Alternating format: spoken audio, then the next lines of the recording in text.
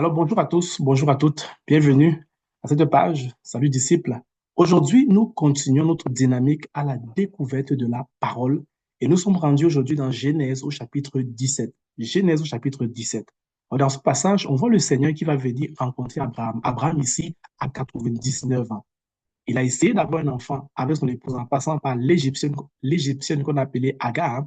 Et le Seigneur va venir le rencontrer ici. Quand le Seigneur va le rencontrer, Dieu va lui donner un nom. Il va dire, je suis le Dieu Tout-Puissant. Pourquoi Dieu choisit de lui donner ce nom-là? Parce que Abraham, dans Genèse au chapitre 16, on voit que Abraham a douté de la puissance de Dieu à lui donner un enfant. Et ici, dans ce passage, quand Dieu vient lui parler, il vient lui donner un nom. Il dit, moi, je suis le Dieu Tout-Puissant. Autrement dit, arrête de douter de moi. Par la suite, le Seigneur va maintenant dire à Abraham qu'il fera de lui une grande nation. On se souvient que depuis que le Seigneur a rencontré Abraham, il ne fait que lui répéter cette promesse-là.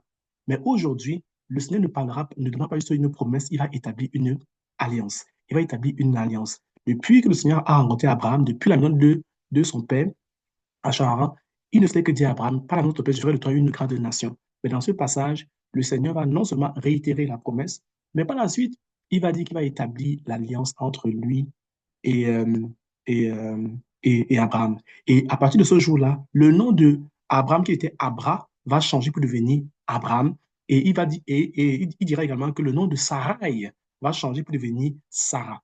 Donc, Abraham signifie père d'une multitude, père de nations. Et Sarah signifie également mère de multitude, mère des nations. Donc, lorsque Dieu, il y a une différence entre une promesse et, euh, et, euh, et une alliance. Donc, le Seigneur va établir l'alliance ici. Et le signe de l'alliance qu'il va établir, c'est la circoncision.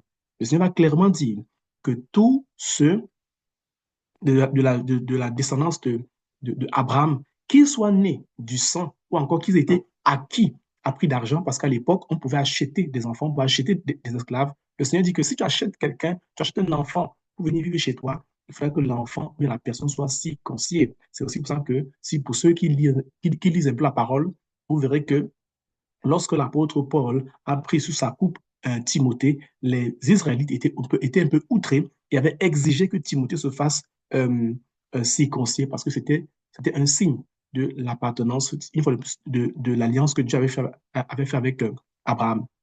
Donc, à partir d'ici, le Seigneur va établir une alliance et le signe de l'alliance, ça va être la circoncision.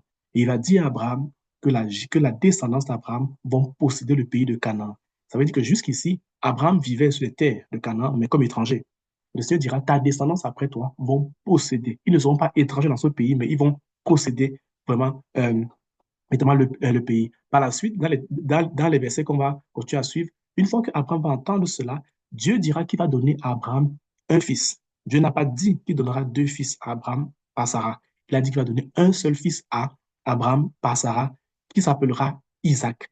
Donc la promesse de Dieu et l'alliance de Dieu, c'est de donner un seul fils à, à Abraham. Et de ce fils-là, il y a une nation, il y a des rois qui sortiront de lui. Ce même jour, lorsque Abraham va finir d'entendre ça, on est dans Genèse au chapitre 16, verset 23. Ce même jour, Abraham fera circoncire toute personne de sa maison. Lui, qui avait 99 ans, se fera circoncire ce même jour-là.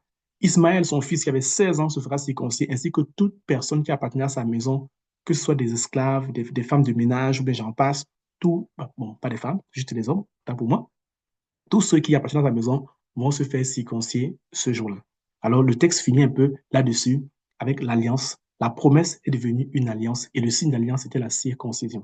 Qu'est-ce que nous pouvons tirer d'un tel texte?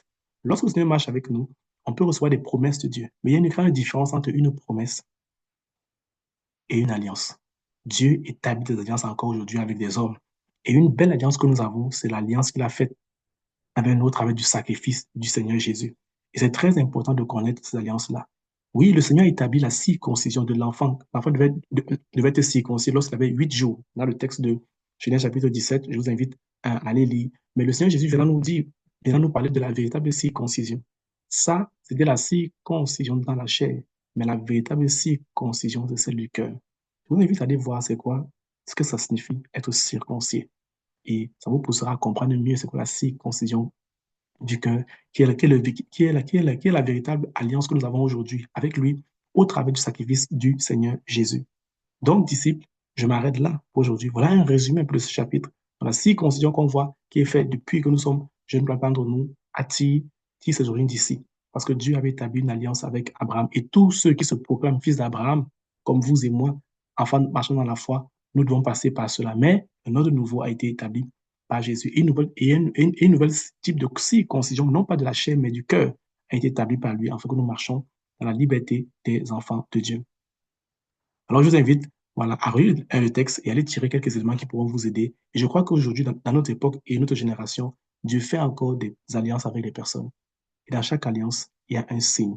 Il y a un signe de l'alliance. Il y en a qui ont des consécrations particulières qui est le signe de leur alliance avec Dieu. Il y en a qui ne mangent pas de la viande ou encore du poisson parce que dans l'alliance qu'ils ont avec Dieu, Dieu leur a dit de s'abstenir de, de, de telles choses-là. Ce sont les signes de consécration. Ce sont les signes de mise à part. Aujourd'hui encore, alors que vous m'écoutez, je suis convaincu que Dieu veut sceller une alliance particulière avec vous. Dans cette alliance-là, il y a des signes. Alors, ne copions pas simplement ce que nous voyons les uns et les autres faire. À chacun de nous est donné une alliance particulière parce que chacun de nous, entre autres, un ministère particulier. Et enfin, je dirais que vous voyez que Abraham a établi une alliance avec lui, mais avec Dieu. Dieu a établi du moins une alliance avec Abraham, mais cette alliance-là touche même des personnes qui n'appartiennent même pas à son propre sang. Pour peu que vous appartenez à la maison de Abraham, il fallait que vous fassiez circoncis. Ça montre la puissance de l'alliance qui est attachée à nos vies. Et ça aussi nous dit que pour nous, vous et moi, qui appartenons au Seigneur Jésus, qui connaissions l'alliance qu'on a avec lui, cette alliance-là parle pour tous ceux et celles qui habitent nos maisons. Et elle fera une grande différence dans leur vie. Alors, disciples, j'invite à lire le passage. Laisse-nous savoir en commentaire quelles sont les leçons que tu dis par rapport à ça. Ça édifiera quelqu'un. Merci beaucoup et une prochaine